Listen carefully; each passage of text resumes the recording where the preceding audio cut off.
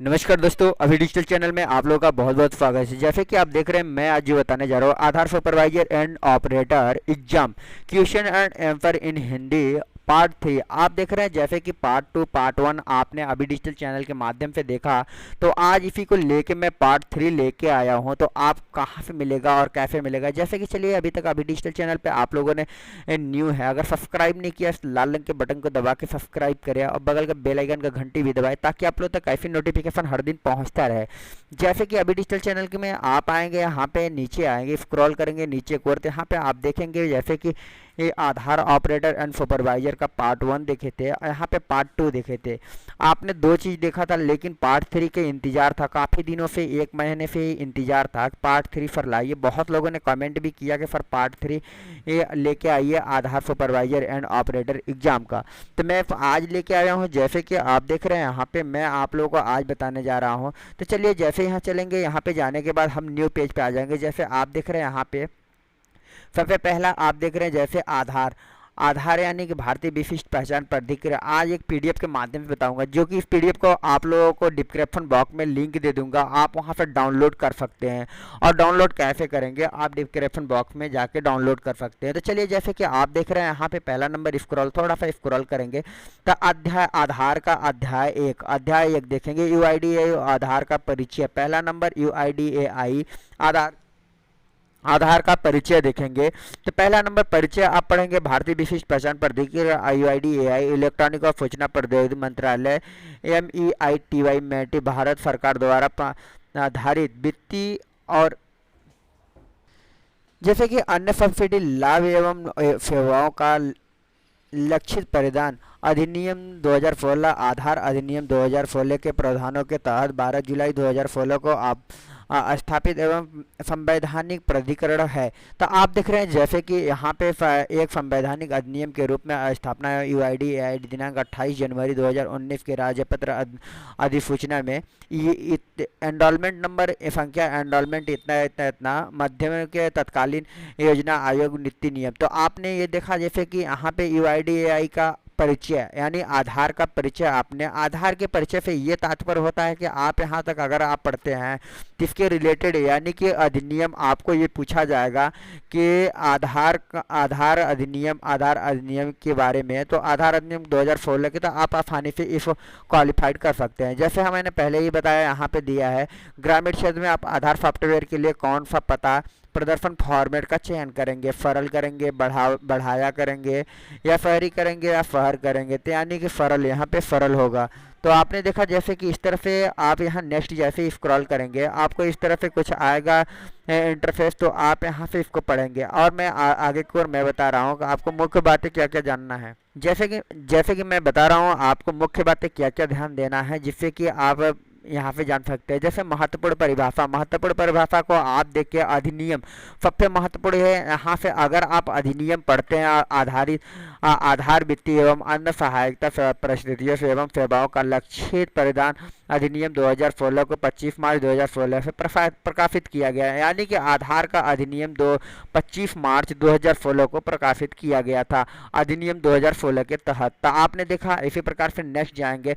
अब पहला नंबर यहाँ से मेन क्वेश्चन यानी शुरू होता है, समझने योग्य बातें यानी प्राधिकरण। आप पहला नंबर तो यहाँ प्राधिकरण जानेंगे। भारतीय विशिष्ट पहचान प्राधिकरण अधिनियम 2012 जुलाई 2016 को की धारा 11 की उपधारा 1 के तहत स्थापित किया गया था। जैसे कि देख रहे हैं कि आपकी इस नियम प्राधिकरण की स्थापना की गई थी। यानी कि आप प्राधिकरण के तहत अगर आपके क्वेश्चन आते हैं तो आप इनको अगर पढ़ते हैं तो आसानी से जान जाएंगे। इसी प्रकार से विनिमय है। विनिमय में आप यहाँ से देख सकते हैं आधार पंजीकरण और अद्यतन नियम 2016 के 12 दिसंबर 2016 को प्रकाशित किया गया था और उसके बाद अन्य संशोधन जारी। जैसे कि आपको पूछ दिया कि आधार विनिमय पंजीकरण का अद्यतन क्या है, तो आप यहाँ पे आधार विनिमय के अद्यतन प्राधिकरण के 12 सितंबर 2016 अगर आप टिक करते हैं तो आप तत्काल ही आंसर सही होगा।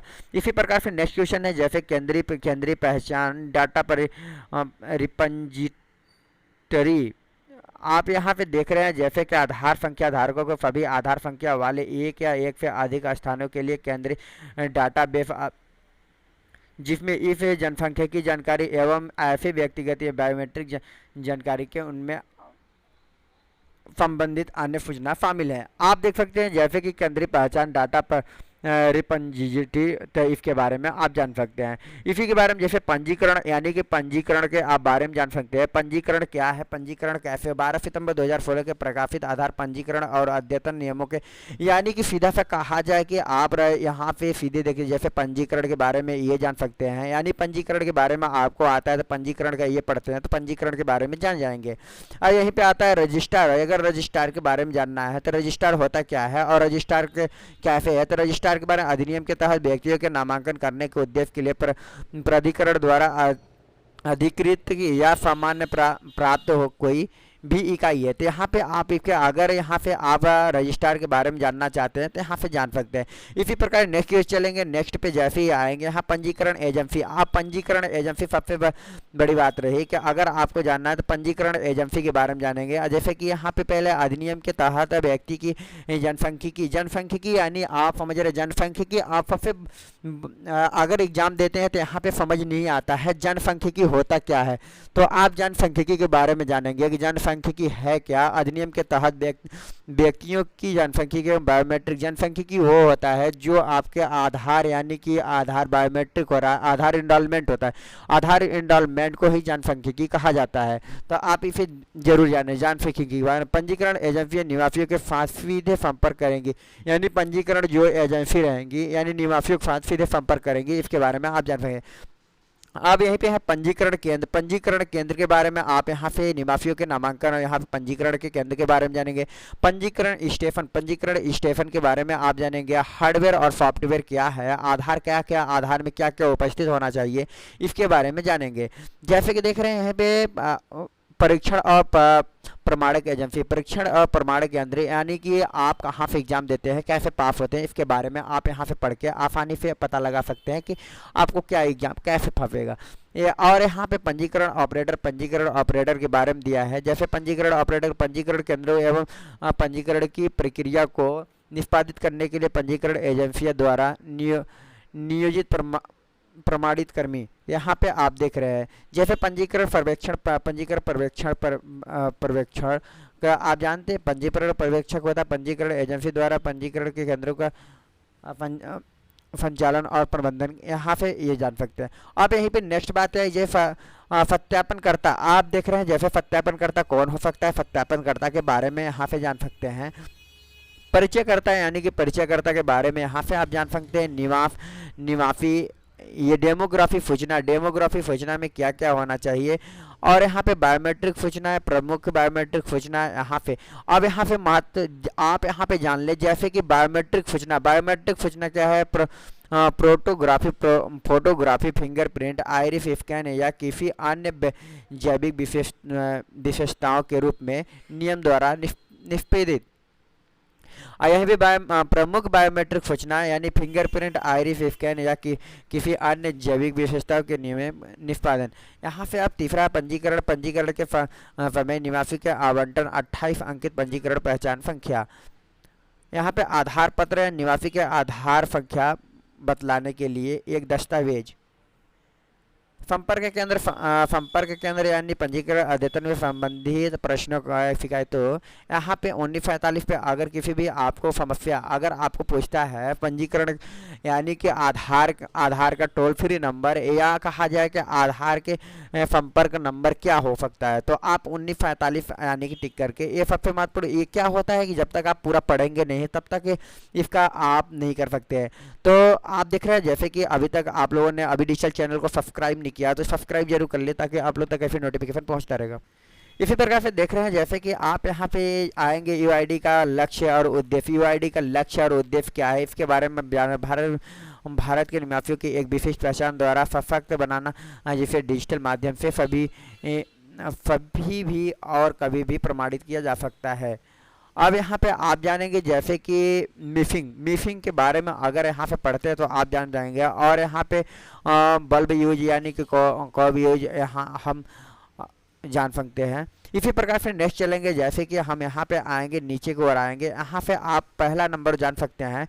जैसे यहाँ पे आधार पूछता है, आधार के बारे में पूछता है, तो यहाँ पर आधार क्या है आप देख सकते हैं, आधार क्या नहीं है।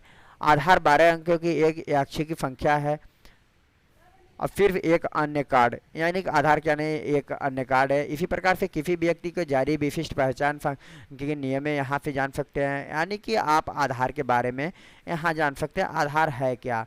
अब पहला नंबर यहाँ आधार क्या है, आधार क्या नहीं है, तो इसके बारे में यूआईडी यहाँ पे आप यहाँ आधार क्या है। अब यहाँ पे नीचे की ओर जैसे ही आएंगे, यहाँ पे जैसे कि आप देख रहे हैं नामांकन परिस्थिति तंत्र, नामांकन परिस्थिति तंत्र क्या है, निवासी, यहाँ से आप सारी चीज़ें जान सकते हैं। जैसे मैं डिस्क्रिप्शन में, अब यहाँ पे आता है अध्याय 2, अध्याय 2 के बारे में रजिस्ट्रार एवं पंजीकरण एजेंसी के पंजीकरण कर्मी, यहाँ पे रजिस्ट्रार, यानी कि आप अध्याय 2 में आप देख सकते हैं रजिस्ट्रार की नियुक्ति, रजिस्ट्रार की नियुक्ति होता कैसे है। देश में सभी निवासियों के पंजीकरण और यहाँ से आप रजिस्ट्रार की नियुक्ति के बारे में जान सकते हैं। जैसे कि देख रहे हैं आप यहाँ तक पढ़े और क्लियर, आप इस पीडीएफ को पढ़ के 100% है कि आप यहाँ से जान सकते हैं। अब सबसे महत्वपूर्ण बात रही कि जैसे पंजीकरण कर्मी योग्यता, भूमिकाएं और उत्तरदायित्व, यानी पूछता है सीधे पर्यवेक्षक कौन होता है और उसकी योग्यता क्या होती है। जैसे आपके आधार में पूछा जाता है पंजीकरण की पंजीकरण यानी पर्यवेक्षक कौन होता है, और सुपरवाइजर यानी सुपरवाइजर और ऑपरेटर कौन होता है, योग्यता क्या होती है। तो आप यहाँ से जान सकते हैं जैसे पर्यवेक्षक एवं पंजीकरण एजेंसी द्वारा पंजीकरण केंद्रों के परिचालन और प्रबंधन के लिए नियुक्त होता है। प्रत्येक पंजीकरण केंद्र के लिए प्रमाण पर्यवेक्षक होना अनिवार्य है। इस भूमिका में पात्र होने के लिए व्यक्ति निम्नलिखित मापदंडों का पूरा करना चाहिए, जैसे कि व्यक्ति को 18 वर्ष होना चाहिए और व्यक्ति को 10+2 यानी कि 12वीं पास होना चाहिए, 10वीं 12वीं, व्यक्ति के आधार में पंजीकरण होना चाहिए, यानी इन चीज़ों के बारे में आप सकते हैं ये जरूरी है। अब नोट में यहाँ जान सकते हैं पैनलबद्ध एजेंसियों के बिना सालगन एकमात्र पर्यवेक्षक प्रमाण पत्र प्राप्त कर लेने से उद्यमी प्राधिकरण एवं पंजीकरण अद्यतन प्रारंभ कर सकता है। तो आप इसके बारे में यहाँ देखते हुए इसी प्रकार से आप आगे की ओर पढ़ते जाएंगे। जैसे आप यहाँ पे चलेंगे, जब तक आप पूरा नहीं पढ़ते हैं तो आपको समझ नहीं आएगा आखिर में दिया क्या है, तो इसके बारे में आप जानें। और यहाँ ऑपरेटर जैसे दिया है, ऑपरेटर कौन हो सकता है, ऑपरेटर कौन है और उसकी योग्यता क्या है, यानी ऑपरेटर की योग्यता क्या हो सकती है और कौन हो सकता है, तो आप ऑपरेटर के बारे में जानें। और यहीं पे आपको पूछा जाता है, जैसे आप देख रहे हैं महत्वपूर्ण निर्णय जो कि निवासी पंजीकरण के दौरान ऑपरेटर पर्यवेक्षक या रखना चाहिए। यहाँ पे आप देख रहे हैं हर पंजीकरण की शुरुआत में जीपीएफ निर्देशित कैप्चर करना चाहिए। जैसे कि आपको पूछता है कि सबसे पहले जब ऑपरेटर स्टार्ट करता है सिस्टम, तो क्या जीपीएफ लगाना चाहिए या नहीं लगाना चाहिए, तो जरूर लगाना चाहिए। जैसे कि इसी प्रकार से ये सारी चीज़ें पढ़े यहाँ पे आप आसानी से जान सकते हैं। और यहाँ पे आए नीचे की ओर, जैसे आप स्क्रॉल करेंगे, नीचे की ओर स्क्रॉल करेंगे, आप यहाँ पे आ जाएंगे। यहाँ पे अगर वे जाली बदले हुए दस्तावेज पे संदेश, यानी कि आप देख सकते हैं यहाँ पे जाली दस्तावेज के बारे में आपको दिखा रहा है, जैसे फोटोग्राफ अनफोटोग्राफ दिखा रहा है, इसके बारे में आप जान सकते हैं। इसी प्रकार नेक्स्ट क्वेश्चन चल, जैसे कि आप आगे की ओर चलेंगे, यहाँ से आप केवल नाम और अनुक्रम के अंतर में रूल स्वीकार करें, यानी कि आप देख सकते हैं। और सारी चीज़ें ऐसे आप चलते आएंगे और स्क्रॉल करते आएंगे। ये पीडीएफ मैं आपको और डिस्क्रिप्शन बॉक्स में लिंक दे दूंगा, जिससे कि आप डाउनलोड कर सकते हैं और इसे पढ़ के आप आसानी से पास हो सकते हैं और पास हो जाएंगे। 100% है कि अगर आप इसे पढ़ लेते हैं, अगर आप इसे एक बार पढ़ लेते हैं, जरूर पास हो जाएंगे। अब यहीं पे अध्याय 3 आता है। अध्याय 3 में आधार पंजीकरण उद्यतन प्रक्रिया, आधार उद्यतन प्रक्रिया यानी कि आधार पंजीकरण कैसे करना है। जैसे दस्तावेज आधारित पंजीकरण, यानी जो भी दस्तावेज रहेगा दस्तावेज के ही अनुसार आपको पंजीकरण करना है, तो इसके बारे में आपको बता रहा है।